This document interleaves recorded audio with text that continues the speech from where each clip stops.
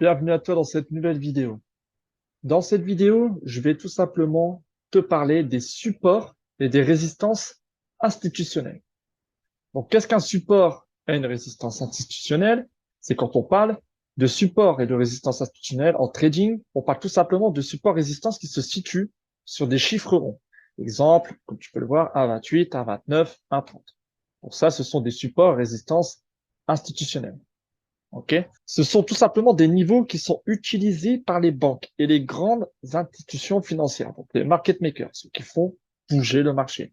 En effet, les banques se soucient peu des chiffres en dehors des chiffres ronds. Et c'est pourquoi ces zones institutionnelles sont très sensibles et réactives sur les marchés, sur les graphiques. Nous allons voir ça dans un instant. Et une petite astuce, placez vos supports résistance institutionnelle tous les 100 pips et observez la réaction du prix.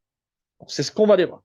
Donc, on va se rendre sur les graphiques. Donc là, on est sur la paire UNSD sur du 1 heure, d'accord? Et moi, j'ai un indicateur qui me les trace automatiquement. Donc, pour gagner du temps, voilà. Hop. Et là, vous avez vu ces lignes horizontaux qui se tracent donc sur les chiffres ronds, mais pas que. On a aussi sur les chiffres qui se terminent par 500. Donc, on a ici un exemple de chiffre institutionnel des 1,70. Et vous voyez qu'ici, le prix réagit sur ce niveau. OK? Et on a aussi un niveau de prix qui réagit, enfin un prix qui réagit sur les niveaux institutionnels des 1,69 500. D'accord? Donc vous pouvez voir, hein, on a toujours des réactions au niveau de ces prix institutionnels. Donc maintenant, il y a aussi un autre type de niveau institutionnel. On parle souvent des niveaux institutionnels majeurs, mais aussi mineurs. Nous avons des petits niveaux institutionnels qu'on peut observer sur du 5 minutes, voire du 15 minutes, qui sont compris entre les 1,60, par exemple ici 1,67, enfin 1,67 000 et 1,67 500. On a aussi les 1,67 200. Donc tout ce qui se termine par 200 et par 70 sont des niveaux institutionnels mineurs. Donc là, en l'occurrence, comme exemple, 1,67 200, 1,67 700, 1,68 200, 1,68 700, etc., etc., sont des niveaux de résistance et de support institutionnels mineurs. Et ensuite, nous avons les zones de résistance et de support institutionnel majeurs, qui sont les chiffres ronds et les chiffres qui se terminent par 500. Donc là, vous pouvez observer qu'on a toujours des réactions au niveau des lignes, hein. Donc, vous voyez ici, on réagit ici, boum, à la baisse. Une fois qu'on casse ce niveau de prix, on revient, on réagit ici.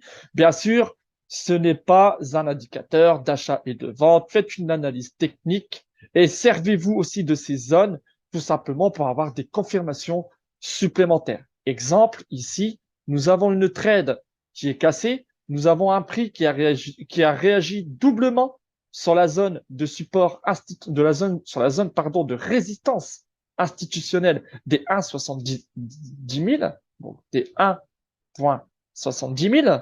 Nous avons aussi la création, et ça nous l'avons vu dans la vidéo des figures chartistes, figures de retournement. Donc le M, on casse, on reteste sur ce niveau de prix, et regardez, on réagit où?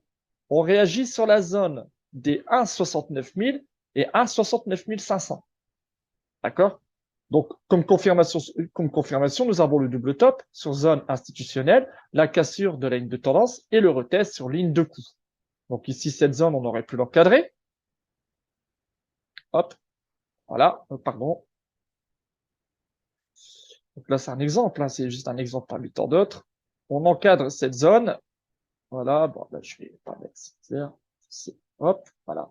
Et on aurait pu rentrer dans cette zone. OK? Voilà, en étant SL sur le dernier plus haut, enfin sur le haut du double top, donc au niveau des 1,70 000, donc légèrement en dessous, et un TP sur des niveaux clés. Par exemple, sur le niveau 1,65 000. Pourquoi? Parce que si on regarde dans le passé, le niveau 1,65 000 est vraiment testé en tant que support et résistance à plusieurs reprises. OK? Donc voilà. Donc voilà comment prendre une position avec les niveaux de résistance et de support institutionnel. Il y en a plein d'autres. Mais surtout, surtout, faites votre propre analyse avant de regarder ces niveaux. OK? Privilégiez toujours l'analyse technique avant de regarder les niveaux ou vos indicateurs. Donc voilà, qu'est-ce qu'une résistance et un support institutionnel. Et on se retrouve très vite pour une nouvelle vidéo. Ciao.